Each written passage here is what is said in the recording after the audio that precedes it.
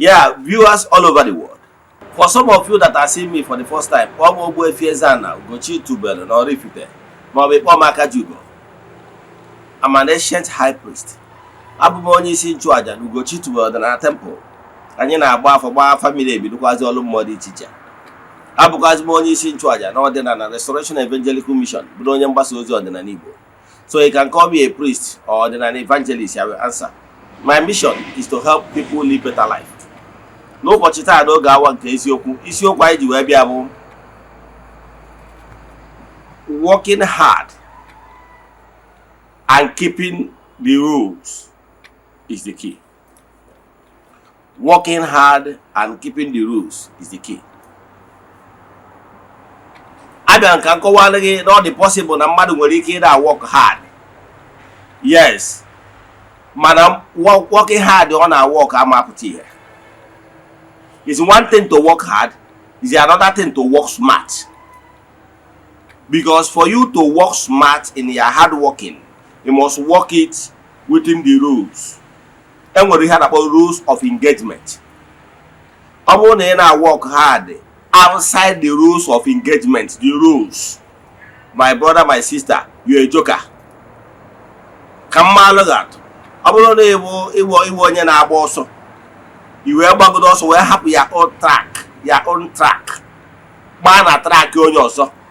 Also, when you go about the first, I get disqualified for not praying according to the rule. Marokwa in laws of creation, ignorant of law is not an excuse. Better whether no one more or no one matter. You must play according to rule of engagement. Chukwu okike pụrụ ime ihe niile after ka o kechara ụwa. Osoro ụwa just not like that. O nwere ihe a na-akpọ rules of engagement.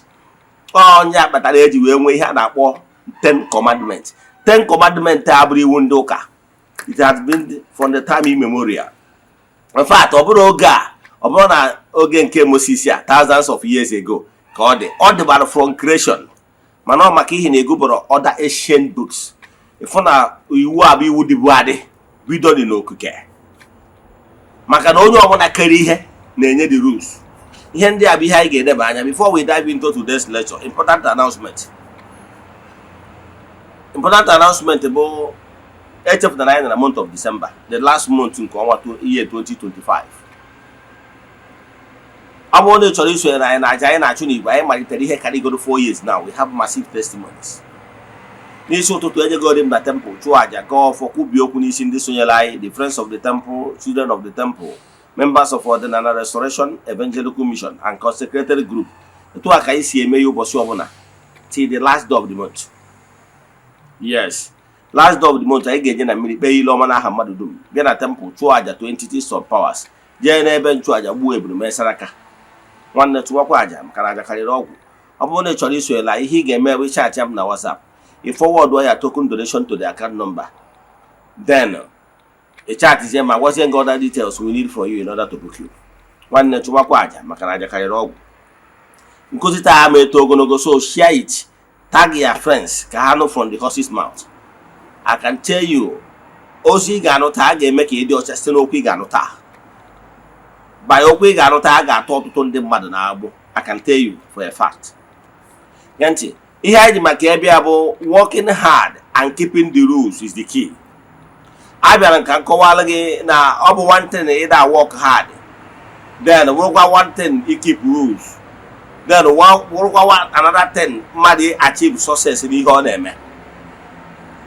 I nwere ike your intention are the good, but na the approach and the method system iji mee the wrong. Yes. So gịnị ka na-ekwu maka ya? Ọ bụrụ na your intention the right while your approach is wrong, then ịbụ onye ikpe mara.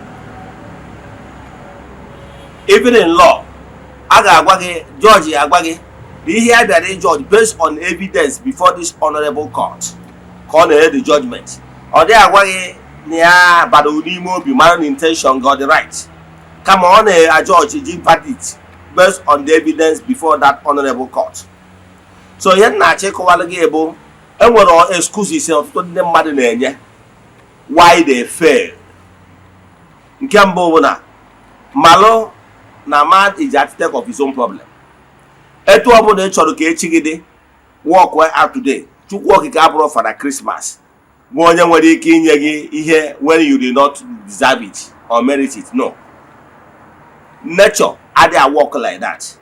Nature will always give you back to what you gave to nature to keep for you. Galatians 6:7, and I quote, God can never be mocked. Whatever you sow, so shall you reap. Ihe ọ bụla ịtụfu na ndụ ị ga-atụtụrịrị ya.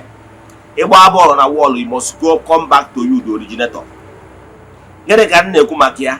Ọ bụrụ na by working hard ka eji adị successful n'ihe ọ bụla mmadụ na-eme na ndụ a, I can tell you na onwere onye ga-adị more successful than the loaders, Okada riders, wheelbarrow pushers. Nna agwa gị as early as 5 ụtụtụ, very early in the morning. Nna agwa gị anọdugo n'ihu ọlụ gị as we speak. Nwere ụfọdụ ndị Okada ndị hapụrụ their houses this early morning before of course 6 a.m. and some of them will return back home when it's already late in the night, maybe around 8 after 8, 10 o'clock. Na-eme gịnị? Na-achụ ego. Ọ bụrụ na maka working hard, I can tell you, na-enwere ndị na-afụ na-eme offload, enwere ike adị 4 guys may offload full trailer of cement or any other items. After go ebe adị about 6 guys may offload full load trailer of rice. If you guys in the world at rice to and maybe do one full trailer load over 1,000 bags. So I'm gonna get na check what we're working hard. Hear them are working smart. Or totally more the mother na work hard, but the harder they work here using their brain. I'm on work hard. In that terms and condition applies. And they need to check the terms and the cost implication. You open up what every action has equal reaction. Ị ga na-ajụ onwe gị ajụjụ ebe a ka ị chọrọ ịnọ. O nwere mistake ndị mmadụ na-eme. Ndị mmadụ asị na ndị ọzọ na-eme. Na ndị ọzọ na-eme is not excuse. Maka na oke soro ngwere ma mmiri. Ọkọcha ngwere na ọma aka oke. O nwere ihe chọrọ ịkọwara ndị mmadụ. Ịpụta n'ụwa, you are so broke. Ị na-agba mbọ etu ị nwere ike. Mana ihe ọ pụtara bụ na ọ bụrụ na ịgbasịa mba na o nwere ihe na-ada ịfọkwa. Something is wrong. Mere na that mba ahụ ị na-agba adị apụta ihe. Now ihe ọ pụtara bụ na o nwere something is wrong somewhere. And for the fact na ị na-agba mbọ and you are not getting result. If you want to be successful, stop keeping friends ndị gị na ha nọ na the same pedestal. Ihe ga na-achọ bụ ndị ahụ, those people anwa digoro successful na that particular thing ị na-eme. Ndị anwa gabigoro some certain experiences ha nwetagolo. Probably ha nwego ụdị experience ya ị nwere cross ya. Ndị a digo successful. Then ihe imeta ụdị ndị dị etu enyi. Ị ma na-emete enyi to ndị gị na ha nọ na the same level.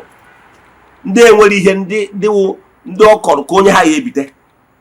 Ndị gị na ha friend bụrụkwa ndị ọkọrọ ka onye ha ya ebite. Ndị enwere ihe ha mere achieve in life. Ndị bere ivo na ntụ ụgba ṅụọ mmanya ndị unu ha urume.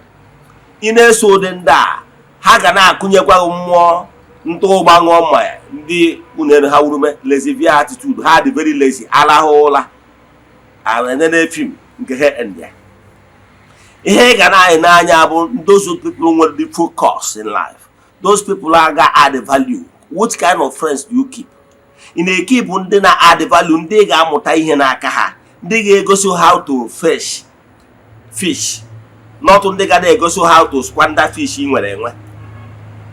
Ọ bụrụ na ị chọrọ ịba into transport, who will you consult for advice? Is it ordinary kabu man behind your house? Enwere nke ọ pastor kabu ya akago nka. In fact, you cannot even afford another one. Call ichi bato transport, God is good, GO, Libra, those successful companies, jụọ ha ka ha nye gị the tips eji adị successful. Maka na onye kabu anọ n'azụ ya adịghị na-agba gwụra. ọ bụrụ na ọma ihe ọ ga-eme ka o si na transport line ahụ ọ na-agba from one kabu a gote another kabu ọ ga-emie mana ka isi ejekwa onye nwere ihe ọma ọ bụrụ na ọma datịrị ọ ga-emie. So always whenever we had about the resource person, onye ọbụla chọrọ ịga n'ihe ga na-enwe resource person, onye na-adabere na onye na-ajụta ese, onye ka gị mara maka ndị Igbo na-atụ inu si na onye bụ mmadụ ụzọ sebe ite na aka ya enwe mkpọmkpọ ite na mkpọmkpọ ọkụ. Ndị na-eso ndị ṅụrụma ndị mkpụrụ mmiri ndị na-ebi ndụ etụsọrọ ha ihe a na-akụzi wee etu esi ebi ndụ coward lifestyle ọha ka ị na-eso ị ga-end up like them. Ị ga na-eso ndị add the value to themselves. Me, I don't keep plenty friends. Mana onye friends onwe niile keep kiri onye a na-eweta to the table. Ọ ịgwa ụzọ esi eri ego, ụzọ esi adịbere idle, lavishing, ka ọ igosi ụzọ ihe ị ga-eme ka isi na point A by point B. Ọ ga-abụrụ ụdị ndị a ka ị na-ekip as friends.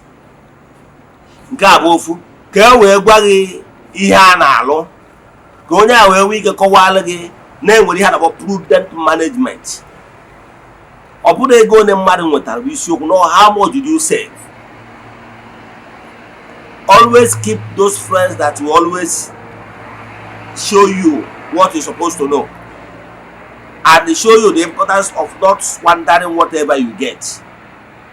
Life is all about planning. He who does not plan is planning to fail. Small time, some people are failing because they are not planning well, and when they fail, they begin to blame others. So I'm urging you today to learn how to work smart and play according to the rule. There is some people that are lavishing in jail today because their thoughts na fast lane pays. You want to be successful, follow legitimate way of achieving success. Enwelu process, enwelu rules of engagement, enwelu the rules that governs success. And if you apply that rule that governs success, you'll be successful. Irrespective of your religious faith. Religious faith is just to build your moral. Kemalo ni izu ori adromma. Kemalo ni na fast lane adromma. Ihe religious angle ya alu to you inye the moral. Inwe high moral value. Maro ni ga-ebule according to rule of engagement. O nwere ụfọdụ ndị na-achọ ka eje bute ike. Today ha nọ na nga. Today how will go? Because how they want to be successful, but they actually follow the rule of engagement. Actually follow the principle of success. Believe in me, once you apply principle of success, you'll be successful. Yes, but you must follow the rules. Today, one of the rules avoid the avoid their fast lane. Because one day monkey go market, you don't go return. In a so fast lane, there were so many dangers on a fast lane. Maka okay was so long with a man, we don't wake a coach and with a man. I call okay. It's a quarter even on a fast lane, a cane nolo. Maka na chia boat. Oh, we're on a fast lane, or up on a fast lane within 40 years on our go chupu. That in a hope, in as you know, may achieve. Obro the each other get chiggy. Name play according to rule of engagement. And when you come on 60 years, he get make achieve. And when they were all water to when they were away, when they were all one body. Everybody cannot make it at the same time. Everybody, you and me, we are not running the same race. And when the decision maybe no one before Mbiaba. And that decision I made before coming to this earth will always guide me and guide me the way I will follow in order to achieve it at the right time. I agreed. No one more. So don't say no nya make ime. Because one no nwere ihe ndị mmadụ aghọta. Don't worry, one video na watch somebody na TikTok yesterday. He was advising people that they are afraid to be ịna-achụ nwunye mmadụ. Oga, my brother, my sister, let me talk to you as a man. Ọ bụrụ na ị bụ a man, avoid nwunye mmadụ. Ka nkọwara ihe bụ nwunye mmadụ, mana ọtụtụ ndị mmadụ aghọtara ya. Nwaanyị ahụ ya kwụrụ bride price n'isi ya. Ejegoro onye ejegoje gwa ikwu na ibe nke nwaanyị si ya na nwa ụlọ nwaanyị na nchọrọ ịnụ ya. Atụ mmanya na ana gọọji emesia ya nwere process ndị ichie na adị engage like anyị nwabụrụ anyị nwabụ ndị ọdịnala ịnụcha onye ahụ ije kpọrọ ya jee n'obi ndị ichie gwa ndị ichie na onye ahụhụ nwaanyị nụta ha nabata ya ndị ichie agụnye ya n'ọnụọgụ ịghọtara ya mgbe ị mechara those natural ritual anwa that nwata nwaanyị ahụ abụrụgo part and parcel of that family and ndị ichie anabata ya maka na nke mbụ na ọya unu ahụ ebidogo na nkwekọrịta nkwekọrịta n'ime onwe ụlọ iwe mee ka ndị ichie mara ewee nabata bụ nwata nwaanyị ọ bụrụgo nwata nwaanyị a na-alụ na ngwuru a mmụọ na ngwuru amalụ gị ya gị nwa bụ onye na-asị na ị na-ata nwunye mmadụ I can tell you ọ bụrụ na gịnị onye na-eri ogwumagana ụsaka ụsa rie ogwumagana ọdụ anụ gị bụ ụsaka ụsa gị bụ ụsaka ụsa bụsị ị ga-eri ogwumagana ka ị ga-ajụ anụ n'ihi na ị na-eji agbụrụ nwunye ndị mmadụ na-ata na ana free bụ na ijere na-eji eburu nwunye onye na-agbakwa n'ilo na-ebu nwunye mmadụ kama is not a joke.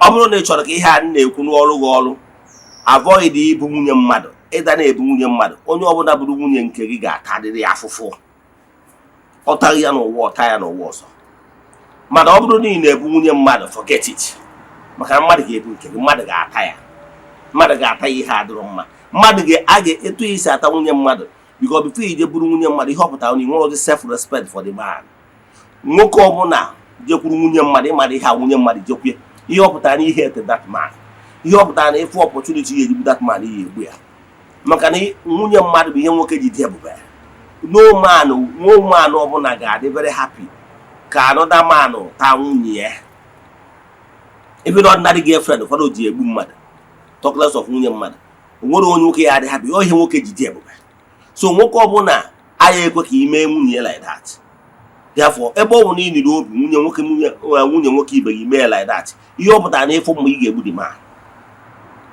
so for that reason imego commit go crime yes so nwoke ọbụla na-ajekwu nwunye mmadụ na-eme alụ and onwe nwoke ihe ejekwu nwunye nwee problem ọ bụrụ na ijekwu nwoke na-asọ nsọ a na-ejekwu nwunye mmadụ nwoke na-agọdọ nwunye na mmụọ ijekwu ihe nwere problem ka m kọwara ụfọdụ ndị mmadụ nwe nwa boy na TikTok yesterday si na nwere ndị na-ejekwu nwunye mmadụ na-adị successful ka m gwa gị ụfọdụ ndị anyị na-ekwu na ha na-ejekwu nwunye mmadụ dị successful onye a nwere ike ọdụ ka ọ dị successful tata echi ọ daa ogbenye and ụbọchị ọ ga-ada ogbenye ọ ya agwa gị enwebụ ọtụtụ ndị wu millionaires ma today ha na-ayọ nri ị mara ihe ka ọ sụrụ ya maka ọ bụrụ ụbọchị ụkwa dalụ ka ọ na-ele nke ịbụọ bụ na kama Israel ị na-ejekwu nwunye mmadụ otu ụbọchị mmadụ ga-ejekwu nwunye gị mmadụ ga-eji nwunye gị mee karịkachọ nwunye gị nwere ike ịgba n'iru akwụkwọ many things ga-eme because ka e wee kwụọ ụgwọ ihe imere onye ọzọ and mgbe a ga-eme gị nke gị ga-aka njọ nke ọzọkwa bụ na ụfọdụ ụmụ nwoke ndị ọzọ na-ejekwu nwunye mmadụ ịmara ihe ka ọ sụrụ ya ịmara na o nwere ụfọdụ ụmụ nwoke nọ na court ruru enyere ya ebe ị na-edina nwunye mmadụ o ji erichaji ọgwụ ya ịmara ị nwere idea ịmara na o nwere ndị bụ na ha bụ ndị ọkọt ihe ọ ga na-ejekwu nwunye mmadụ nwere ihe o ji nwa agbọghọbịa eme based on mmadụ ode agwara ya ọ ya ejekwu maka na ọ na-achọ rank n'ọkọt ị nwere idea iche na ụfọdụ ndị a na-ejekwu nwunye mmadụ iche na ha na-eme ya just for fun ọ na-eme ya for a reason ma gị nwawo ofe ka ị mara ịmakwana ị nwere anya ime mmụọ ị nwere ịma ihe a na-alụ I can tell you na ụfọdụ ndị anyị na-afụ na ha sị na ha nwere appetite for nwunye mmadụ ọ abụrụ na nkịtị ụfọdụ owu ndị belong to cult group and enyere ya target n'ọsọ nwunye mmadụ ka ọ ga-ejekwu ụfọdụ na-ejekwu nwunye mmadụ na-ejekwu nwa agbọghọbịa mana nwunye mmadụ a nwere ike nye ya jekwu nwunye mmadụ 10 n'otu ọnwa dị afọ ọ wee target so n'ifuru onye a na-ejekwu nwunye mmadụ na-adị successful ị mara ihe o ji eme o nwere ndị bụ ndị ha chọrọ bụ adolescent under 18 ka ha chọrọ eji ya elekwa ọgwụ nwee ndị bụ ndị ha na-achọ ọgwụ virgins ka ha na-achọ nwee ndị bụ nwoke ibe ha ka ha na-achọ ịghọtara ya etu a ka ọ dịkwu na nwaanyị o nwere ndị nwaanyị nwụkwụ lesbian ndị ha na-achọ nwaanyị lesbian nwaanyị ibe ha ana m achọ ịkụwarụ na o nwere ndị bụ ndị ịmana ngwa gị na o nwere ndị bụ nwunye nwaanyị dị ime ka ha na-achọ I can tell you many years ago when I was into borehole contract because I have a water drilling company. Yes, that time there's a particular hotel we are like sinking borehole there in that hotel. So because the previous borehole there were problems, so we are sinking new one. We are at that place. Believe in me, I saw pregnant women. People in Igbo have been a hotel. Only to go in a hotel, we attest to it. And now for the car, if we are not short time, within some hours they go. Show you no brother na now o nwere nke mfụrụ nji wee confirm on ihe a na-ekwu bụ eziokwu na nna onye ọkada bụrụ a pregnant woman. N'ime na ọ bụ a pregnant woman, I saw this walking talking black lion. Afro m isi ụgụ gosi na nwaanyị nwere ike ọnọdụ ọgwa die nọ na-ejere ahịa. Ihe ekwere ngụta n'ahịa na ọnya ka eji wee gbuo oge. So ha letakwara some hours before happen. Gịnị ka m na-ekwu maka ya? So go asị na if what you don't know remains a mystery to you. So don't tell me no nwere onye dị rich na-edina nwunye mmadụ na-aga n'iru. Gị nwa amụrụ na nwunye mmadụ ahụ ọ na-edina ka o ji ericha aja aka n'obi ya. Ị nwere idea maka ịmarọ na ihe na-eme n'ụwa. Ọ bụrụ na emeghe anya gị ịfụ ka ihe na-eme, ị ga na-agba n'aka na-agba n'ụkwụ. Ịghọtara ya? Agwabụgwu m na lecture nye the other time. Ifu ana ndị ọ ga-abụ gị na ha na-emekọ ihe, ha na-ekwe agbapụrụ nke ma ọ bango ha gbara aka na-agbakwa. Ụfọdụ n'ime ha bụ ka e were hypnotize ya gị ya amazi onwe gị tinye n'ihe ọ na-eme, ihe a na-eme agwụ ka o nwee ike nweta ihe ọ chọrọ. Mana ntị ụfọdụ ụmụ nwaanyị bụ nwere ihe ha ji. I can tell you na ụfọdụ ụmụ nwaanyị na-anapụgo ihe ha ji dị ebube. Some of them even tell her when they got married tomorrow they will not even born because no orosho ka ha bụ rose girl. Otu nkwa ndị na-adịkwa lucky ha arụchara nso niile a nwere ihe ya ama ha. O nwere ụbọchị one of these people mụ na ha na-ekwu anyị na-ekwu okwu one day. Na-agwa na onwere uru dị n'isi azụ. Na ihe ha na-eme bụ nkọgheri because ya na onwe ya attestịrị na ya na-edina nwunye mmadụ because ọ chọrọ rank. Nwesi ya n'otu ụbọchị gị bụ ụsa n'otu ụbọchị ị ga-eri ogwumaga na anụ. Nsị ya n'ụbọchị unu ga-emegide ihe unu ga-emegide wee taa nwunye spiritualist. Ikwere na ọ na-eme. Si ọ bụrụ na esi na ị na-ata nwunye mmadụ na-anafri bịa taa nwunye maka ị na-afri. O wee sị m na ihe mere bụ na ha na-enwe anya ha ji ama na afụ anụ ụdị ndị a ga-emebiri ha ihe the dodge. So ka ịfụ na ndị a na-ndị omekome a nwere anya ha ji ama ndị bụ ndị. So ndị a na-agba ha fụ ha na onye ya emebiri ha ihe ha dodge ya. Some of these people ị na-afụ nwere ike ha na-anya fụ na ị nwere nnukwu agwụ. Ọchụkwa ka ọ taa gị ka o nwere nara gị ihe jide. Ụfọdụ ụkwara ndị ga-abụ n'anya fụ na activate go nke gị na mmụọ so siri ike na ị ga-emebiri ya ihe ọ dodge ya. O lose interest on it. Maka na o jego cheki efu na ejiri ọnwa adịbe eme mgbọrọgwụ. Gịnị ka m na-ekwu maka ya? What I'm telling you is that don't be telling me na o nwere onye na-eme ihe ọjọọ dị successful. Every day is for the thief, but one day is for the owner. That is why I'm telling you this Igbo adage that says, Osaka Osa. Somebody that is always appetite for evil things, want to eat. One day you will eat ogumagana and you must run because you put yourself into mess, terrible mess. So what I'm saying is this. Don't tell me that no one only name me and the person is successful. The person is doing evil and the person is succeeding is because of grace. Let me tell you how this is work. Let me say it for the last time. Look. There is some people that are living in borrowed grace. In the borrowed grace is the sense that now they are successful today because of the sacrifices and the work, good work that their parents and their forefathers have done. You see that family, all of them are successful because of the great work, great sacrifice, and great things the father or great grandfather have done for them. They have paid the price. Then that's why they are successful. So I can tell you that sometimes it's even what you have sold, maybe in your previous life, he have sold goodies.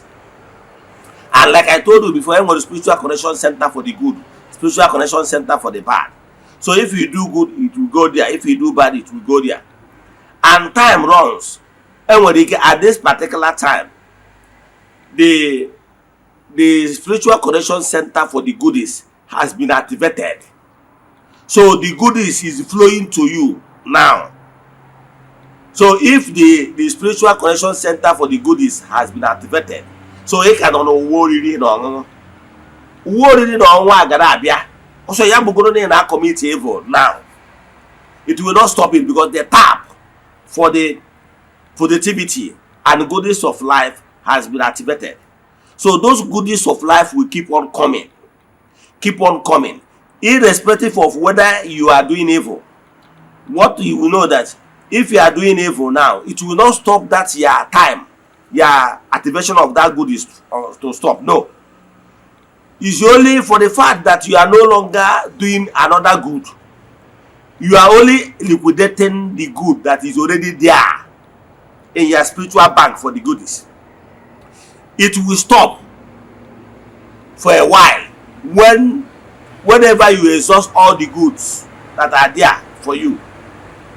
Then if you still live long enough, then you will face the other side, the second store, where you store all the badness.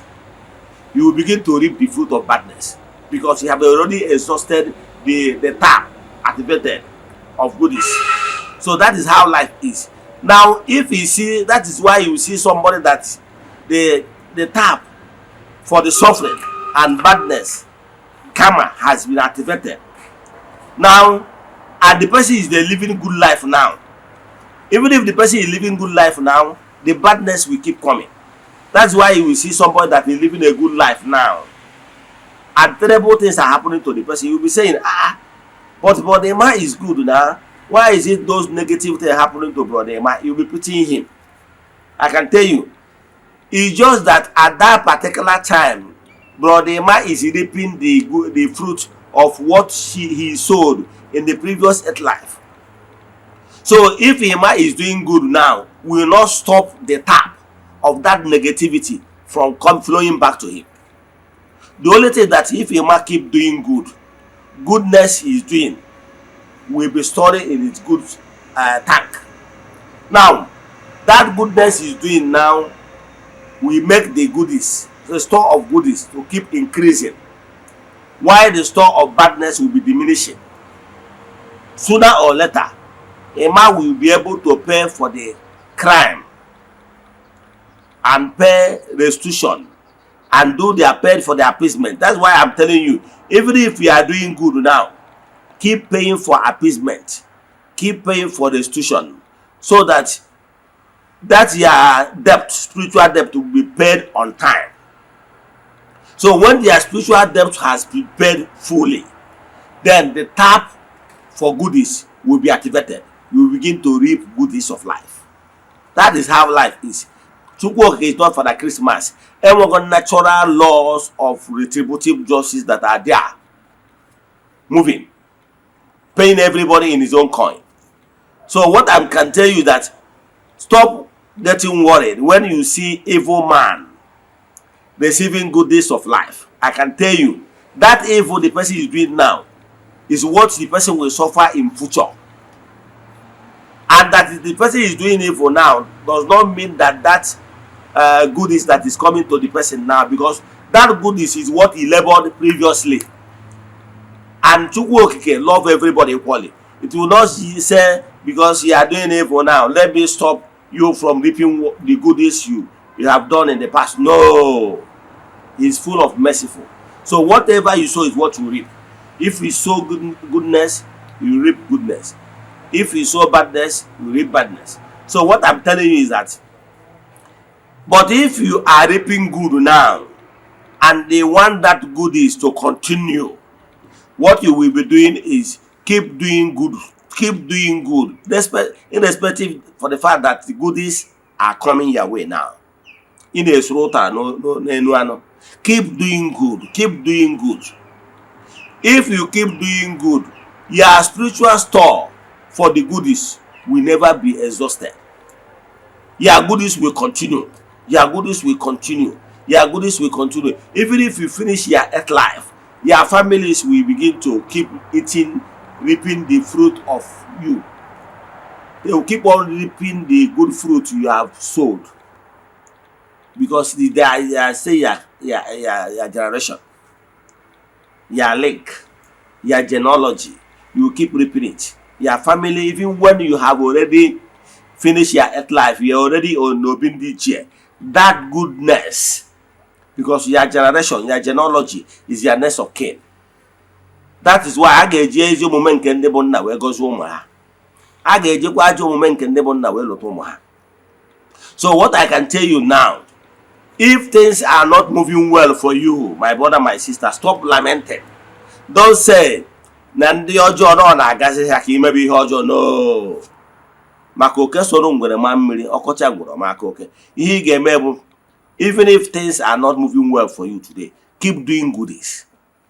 Keep doing goodies. Time will come. Ị na-eme ihe ọma dị iche iche, na-achụ aja, na-eme restitution, na-eme reparation. Ihe ndị ị na-eme ga-enyere gị aka. Ị na-akwụ ụgwọ iji. Ọ bụrụ na ụgwọ iji ị kwesịrị ịkwụ in 20 years, 50 years lifetime, due to the reparation and restitution ị na-eme, enwere ike aka ọtụzie ya na 10 years.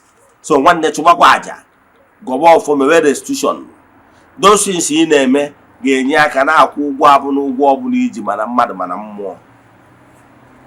And time will come when you finish paying, because the tap of reaping badness you sow in the previous earth life has been activated, and even in this earth life has been activated. So for you, for that badness not to increase, you need to be doing good things, so that if you are doing good things, the spiritual connection center for the badness, your debt will diminish it, because you are no longer committing new guilt, you are no longer committing new alo. Therefore, the spiritual connection center for the good is keep increasing because of good thoughts, good intentions. But the spiritual connection for the bad that connected to you is diminishing, because you are no longer committing fresh alo. So it's a matter of time you'll be able to pay all your debts. So, but if you are enjoying now, so you that are seeing that those evil people that are still progressing, therefore you want to join them. No, it's a terrible mistake, because those negative things that are doing today have been kept for them in spiritual store. It's just a matter of time. No matter how long it takes, it will only take how long, because of previously goodies they have already stored in their earth life, in their previous earth life, or the goodies they inherited because of the lineage, because of the sacrifices and everything that their forefathers and their fathers have paid for. It's just a matter of time they will exhaust it. Let me stop here. But let me tell you, as you hear this voice, this message is not from the canal. This message was permitted to be released today to liberate the chosen ones. So I'm sure that if you are among the chosen ones that this message is meant for, this message will touch you, and it will turn a new leaf, and it shall be well with you. WhatsApp number is 0805 7837672. I repeat, 0805 7837672. Let us pray. Ekwem na Chineke. Ekwem na ọ dị ihe siri m ike nke Chineke na-apụghị izi m ụzọ m ga-esi luwo ya, n'ihi na ọ masịrị ihe niile. Obi m siri ike na Chineke emeworo m ya gazie. May the blessing of Chukwu Oke Premier be with you all, now and forevermore. Ya gazie.